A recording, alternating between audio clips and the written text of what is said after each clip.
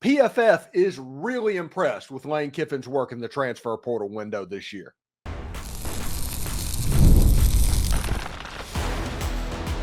You are Locked On Ole Miss, your daily podcast on the Ole Miss Rebels. Part of the Locked On Podcast Network, your team every day.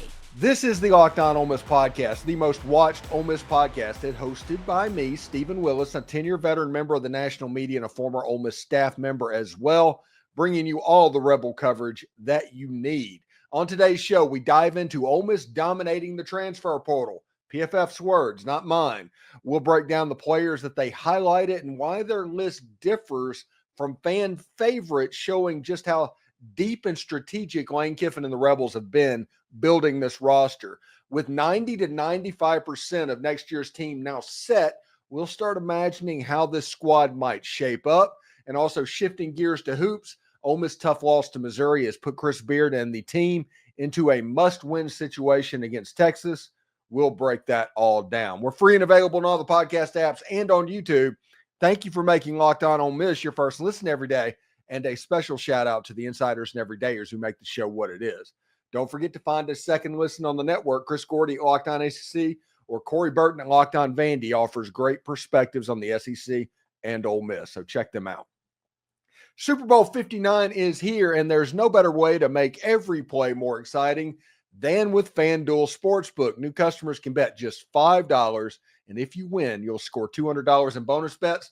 Download the app or head to FanDuel.com to get started. So this is normally the episode to where we do a portal chatter episode.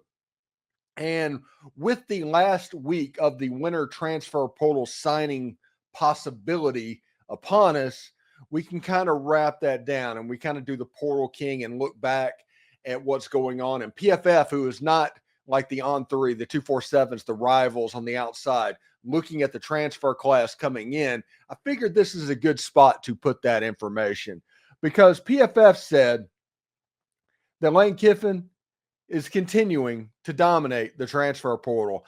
And their list is interesting to me. You know, we all talk about Trey Wallace and Kewan Lacey and Caleb Odom and all those guys, but these are the 10 names that got PFF's attention. And we're going to start with Andrew Jones. He's a linebacker that transferred to Ole Miss from Grambling. Extremely athletic player. Had a career grade at Grambling of 81.7. He is such a superior athlete to everybody on the field. He dominated FCS competition. Ole Miss beat out South Carolina for this linebacker's services, to the point where one of the boosters of South Carolina, by the way, said that, yeah, we offered him $400,000, and Ole Miss came in and offered him $800,000, which I do not think either of those numbers are true, but it is what it is. Whenever you have sour grapes on that, you know you have a good player on your hand.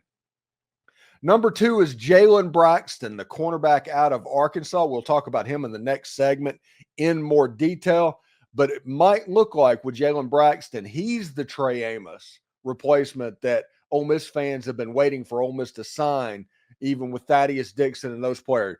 Jaylon Braxton, who was a freshman All-SEC player in 2023 before being injured much of last season, he's a name to watch. We'll talk about him. Jordan Simmons, a running back out of Akron, a good little player, honestly, if we're going to be real about it.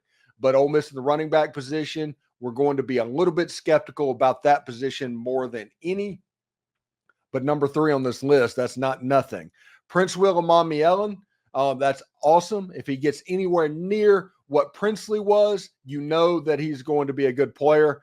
Him coming over from Nebraska is big. Luke Haas, really great tight end. Ole Miss has kind of used the portal to build up a tight end room for potentially 12 personnel, hopefully. We'll see what's going on. Taj Chambers, linebacker out of Missouri State. You can see that in the top 6 players, Ole Miss hit every level of the defense. Pete Golding actually did a lot of work this offseason. Deshaun Stribling, wide receiver, transfer in from Oklahoma State. This is also before Trey Wallace, who might be on this list as well.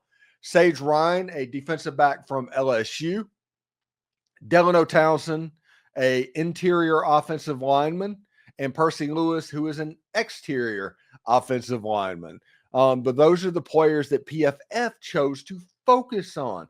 And I think that is very interesting because, we talk about Caleb Odom and we talk, him coming over from Alabama. And we even talked about Trace Bruckler a little bit as well. And everybody talked about Luke Haas, and then Trey Wallace obviously was a little bit after this list was put out. But there's some really good players that Ole Miss got in this transfer portal window. And it's a testament to the work that Lane Kiffin and his roster building staff put on over the course of the season. You have on 247, LSU is the number one rated class by like 0.05 of a point. But if you look on there with what they've lost, they're down in like 5th or 6th or 7th. No matter what the list is, Lane Kiffin and Ole Miss is coming in at number 2. Texas Tech might be on the top of one list. On another list, they're coming in at like 7th. But Ole Miss is number 2 on that list. And that's a testament to Lane Kiffin and Kelvin Bolden and all those guys that's committed to roster building that they have. And this year was a little bit of an interesting thing because Ole Miss brought in a capologist this season. And Billy Glasscock and the roster building team that Lane Kiffin has, basically, and this is according to I think Chuck Rounsville or something, or Ole Miss Spirit. If I get the location wrong, I do apologize. But this is pretty well common knowledge that Billy Glasscock basically went to position groups and just said, hey, you have this much money. I don't care how you spend that money. You can get one player for that dollar amount. You can get 4 players for that dollar amount, but that's the dollar amount for each position. It's the reason whenever the bidding got up so high, Ole Miss just stepped away because Ole Miss would not be where they were if they were overspending on prospects. So you have only a certain amount of money for quarterbacks, only a certain amount of money for running backs. And that is in a position whenever you have another team that is desperate that they can outbid you. But Ole Miss being extremely disciplined with that, they've got a nice, well-rounded build through the transfer portal this season. Now, they still have to hit on players. Deshaun Womack is basically being brought in to be a replacement for Jared Ivey to join Cam Franklin. He has to be a hit. Patrick Kutas on the interior offensive line. He's one of the top interior offensive linemen in the portal. He has to be a hit. You have to be right on these as well. Prince Willamon Mielen, whatever, Suntaran Perkins is going to be basically the alpha dog on that defense this season. He's going to be the Princely or the Walter Nolan or whoever like that. But Prince Will needs to provide what Suntaran did last year. That's the important thing with him. Kejuan Lacey, somebody in the running back room has to step up, whether it's Logan Diggs, Kejuan Lacey, Jordan Simmons, Shakai Mills-Knight, Dominique Thomas. It doesn't matter which one does it. Somebody has to step up in that room, so they need to hit on the running back as well. Antonio Kite, a defensive back that started out at Alabama, and we all know about Nick Saban and defensive backs. The whole argument I made with Trey Amos. If you have an opportunity to get him, you get him. Well, he started out there. He transferred to Auburn, and now he's transferring to Ole Miss, and the rumor is that he might not even be able to be in school in the spring. If that happens, it's going to be problematic at best, but he's a good player. Caleb Odom, who really wanted to come to Ole Miss to begin with. Swiss Army knife player. Jaden Yates, the 100-yard landlord, another linebacker that should be on the list. Deuce Alexander, Lucas Carnero, the kicker from Western Kentucky. Traylon Ray. There's a lot of good players. Kapina Gushikin. Pierce Clarkson, Trey Wallace. Ole Miss has a lot in the transfer portal, and Lane Kiffin and his roster building staff, if you go off of potential and what they could bring, signed an excellent transfer portal class. Now, the next step is you need to get them in practice and get them developed and get them learning what needs to happen. There's a whole bunch of stuff between now and August 31st against Georgia State, where something can go wrong, and all of a sudden you have a hole in the secondary. You have a hole in the offensive line. Ole Miss needs a solid hit rate, and this being the 5th year or so that Ole Miss has done this, I think they have an idea of how to get where they need to get. Now, the difference between this year and last year, and this is a very real difference. Last year, the undisputed leader of this football team was Jackson Dart. Wasn't even close. Jackson Dart's down at the Senior Bowl right now practicing, I think, but he was the leader of the team. Everything that the team was doing, he led the charge. Now you have a redshirt sophomore in Austin Simmons who has all the talent in the world. The staff loves him. He's going to be a great player, but whenever leadership happens, there's going to be a little bit of a power vacuum for the moment. But Simmons is working hard to get all the respect of the incoming transfers to where he becomes that leadership figure in the Ole Miss locker room. Austin Simmons is going to be a very good quarterback, but we're talking about in spring and in summer before the games actually start, because I do have a feeling by the fifth game, there's nobody that's going to be doubting anything that Austin Simmons says.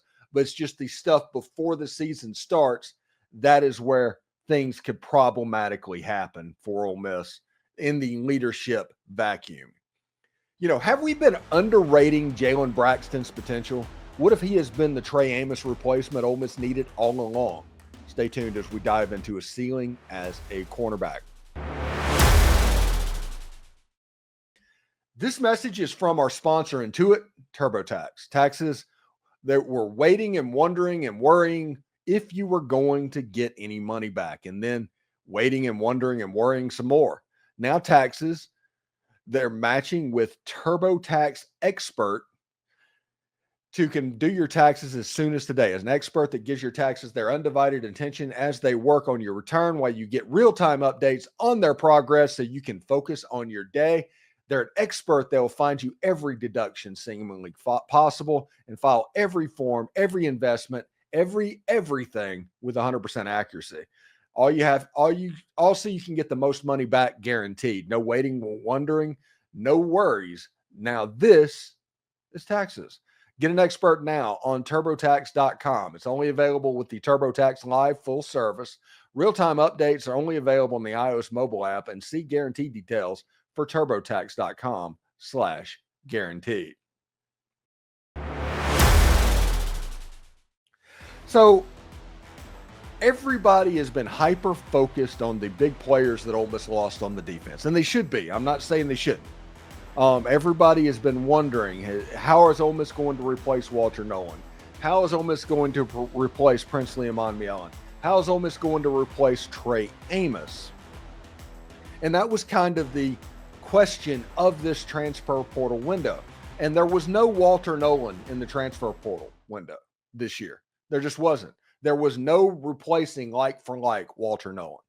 Princely Amon-Mielen, Ole Miss had the benefit of having Suntarine Perkins on their roster to be the Princely Amon-Mielen, and then they went out and found a Suntarine Perkins in Prince Will Amon-Mielen on Ole Miss's team. So I think they replaced edge pretty well. They added in Deshaun Womack as well on the other side. The question that everybody was wondering was cornerback. Cornerback was the thing. And when you look at the players that Ole Miss brought in at the cornerback position, one of the first ones was Jaylon Braxton. He was a cornerback out of Arkansas. He was a freshman All-SEC player, had a 77.9 grade on PFF as a true freshman. I spoke to Arkansas sources that were unbelievably high on all three of the prospects, honestly, that transferred to Ole Miss, Luke Haas and Patrick Kutas joining him. But they really liked Jaylon Braxton as well and thought he had an unbelievable ceiling. Now, if you look at the grades that season, he ended up with, he started out with a 53.7. First game as a true freshman. That makes sense. There's going to be some bust. He did not play the second game, and then it kind of got real. He had a 65, a 73, a 59, an 83.8 against Ole Miss. That was the game in Vaught-Hemingway Stadium. His highest ranked game. He was injured after that game, it looks like. Came back against Mississippi State, had a 53.4. Obviously, he was not 100% well because he was injured the next week and came back and threw up an 80 and a 73. So that tells me the potential of what this player could be. He's 6 foot tall. He's long enough to handle what needs to go on. He's going to get outstanding coaches. Whenever you have a Pete Golding available for a defensive player to develop under. Then you have a Brian Brown, who is one of the best ball hawking defensive backs coach out there at the moment. You have Wes Neighbors. There's a lot that's going to be happening on the defense, and especially in the secondary. There's a lot of room for development. And Jaylon Braxton could be that one corner. He played mostly field corner at Arkansas. He actually traveled side of the field depending on which hash the ball was on. So he can play on the left, he can play on the right. It's not a situation where he's not ambidextrous, but he is a good player and was a freshman all-SEC level cornerback for Arkansas that they desperately did not want to lose. Ole Miss also has Chris Graves. Chris Graves played a ton last season. And by the end of the year, he was pretty much the boundary cornerback, I think, that was lining up, even over Isaiah Hamilton and even Jaden Kennedy in places as well. Chris Graves played a ton last season. I think those two have a chance to be the leaders in the clubhouse. And then you have the other players that Ole Miss have, like Patrick Broomfield, a kid that committed last year, has a year in the system. I think he's going to play a little bit potentially this year. Cedric Beavers, who was injured throughout basically all of last season, has a chance to come in. And he's that typical Mississippi cornerback player that we've seen for 20 or 30 years that has a chance to come in and be really good. Cedric Beavers. Then you have Mason Dunn, the 6'4" cornerback out of Tupelo High School. My point is, I think Jaylon Braxton might have been the guy all along to kind of lead this room. You're going to have a defensive line that's going to be tough. Like I said, there's no Walter Nolan in this year's class, but you have Jam Brown, who was a freshman All-American this season, lining up. You have Akello Stone coming back for his 6th year. You have Xavion Harris, who has a chance to be really great and played a ton last season. You have William Eccles. I think the interior of the defensive line is fine. And honestly, if you want to look at 2026 recruiting, that's probably all going to help with Deuce Gerald's as well. They're in a good spot. Lane Kiffin might have done his best work in the transfer portal this year because there wasn't a Walter Nolan in there. There wasn't a Princely and Monmielen in there. There wasn't even a Trey Harris in there this time. Lane Kiffin is methodically building players through the transfer portal window, and there's not really any way to dispute that. They're perennially a top 5 team in the transfer portal. Some team that is desperate might end up winning it. That's going to happen from time to time. But to be in that all the time, Ole Miss has figured out how to build a roster like that. And their high school recruiting is getting a lot better as well. Ole Miss is going to finish this year somewhere around 12th or 13th or 14th or somewhere in there in the joint transfer portal and high school recruiting class this season. That will be Lane Kiffin's highest number that he's had since he's been at Ole Miss. You're getting players like Caleb Cunningham, Dylan Alfred, Winston Watkins on the wide receiver position. You know, Jacoby Hobson as a linebacker coming in. Ole Miss got Andrew Maddox, defensive lineman, to come in as well. There's a lot of stuff to like right now. And I really, by the way, before I get out here and change the subject, Keon Young, Cortez Thomas, LaDarian Clardy, those 3 players have a chance to be safeties in this Ole Miss defense for a very, very long time at a very high level. I think Keon Young has a chance to be a free safety at Ole Miss and be an all-conference type player. I think Keon Young is a very cerebral, smart player. He is another Trey Washington lining up in the back of the defense to where he can basically play quarterback of what's going on. And he has the ball skills and the range and the football intelligence and IQ to basically wreck things back in the back. I don't want to give him super lofty comparisons, but that's where my head's at right now. If he comes in, puts the work in, I think he could be on the field as soon as this year with what Ole Miss has on the back end of the defense. I think Keon Young has a chance to be a special, special player.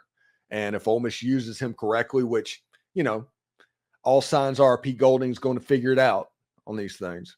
So we'll see exactly how it goes as well. So in our final segment, Ole Miss versus Texas in basketball just turned into a must-win showdown. Can the Rebels step up to avoid a potential losing streak? Stay tuned for what's at stake in this pivotal matchup. Super Bowl 59 is here. One game, two teams, and endless possibilities. And there's no better way to make every play more exciting than with FanDuel. Whether it's predicting the first touchdown, calling the MVP, or even betting on the coin toss, FanDuel makes it super easy to get in on the action. And while live betting all game long, you can adjust your bets as the game unfolds to feel the thrill from kickoff to the final whistle. The live betting feature lets you stay involved no matter what happens on the field, and the app is super easy to navigate. Plus, knowing you can place a $5 bet and potentially win $200 in bonus bets for the Super Bowl, yeah, that's icing on the cake. So download the app and head to FanDuel.com to get started. Bet just $5, and if you win, you'll score $200 in bonus bets. That's FanDuel.com. Bet with FanDuel, an official partner of Super Bowl 59. So Chris Beard and the Ole Miss Rebels dropped a game at Missouri over the weekend. Listen, there's no shame in losing a game at Missouri. That's a good basketball team. They've won 15 home games in a row. 15, not 50. Ole Miss shot the ball fairly well, 48.3%. They did not shoot well from behind the arc. They turned the ball over, especially on the inbounds, more than they normally do. But Missouri causes other teams to do that. Missouri won the rebounding battle. It's kind of like a, program tweet at this point. And Ole Miss had 24 fouls to 19 for Missouri. It's a situation to where this was going to be a tough game because of what the other game was against Texas A&M. Texas A&M was the bad loss this week. There was a horrible loss. It was terrible. Up by 8 points with 2 minutes left to go in the game. You're supposed to win that game. But instead, Ole Miss turned the ball over. Basically, any play that they could make wrong, they did. And Texas A&M and Buzz Williams was able to put together a perfect game plan to take advantage for what Ole Miss was doing, and they won the game on a three-point shot at the end. That's what happened, and it happens. But it was a horrible, horrible loss, and now Ole Miss has a 3-game losing streak with Texas coming to town on Wednesday. That's a big situation because Texas has a 2-game winning streak. They beat Missouri 2 games ago, and they beat Texas A&M this weekend. Both were at home. But that does let you know what's going on. They beat A&M on a buzzer beater, real similar to the way A&M beat Ole Miss on a buzzer beater. It was kind of an interesting situation. But they did beat Missouri on the road in Texas as well. So this is going to be a tough game, but it's become a must-win game.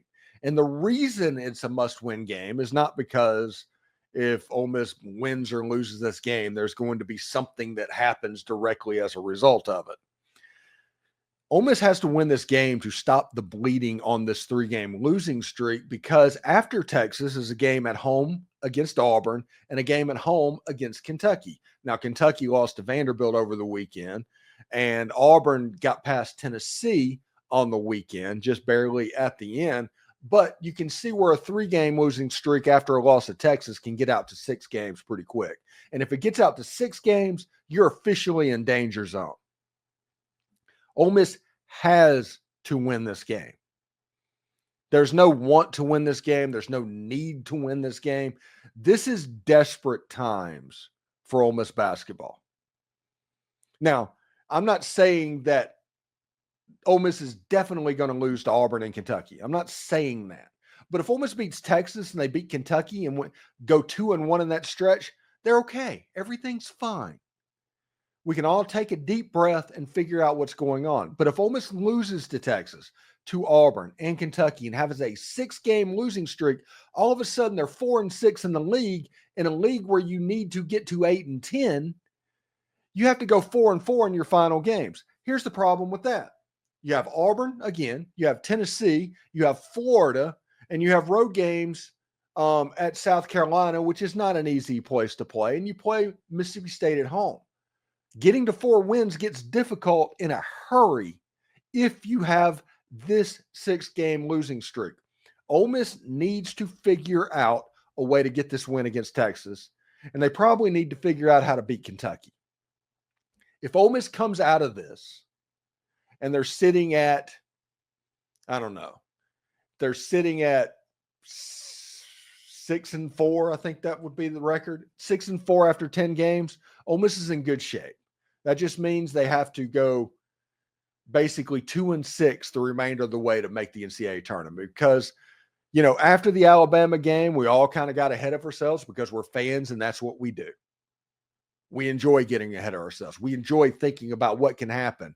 And as much as I don't try to be that person that takes a data point and stretches it out to eternity, that's just the natural part of doing it because it's the last thing that you've seen. The reality is it's going to go up and down, but everybody does that straight line as well.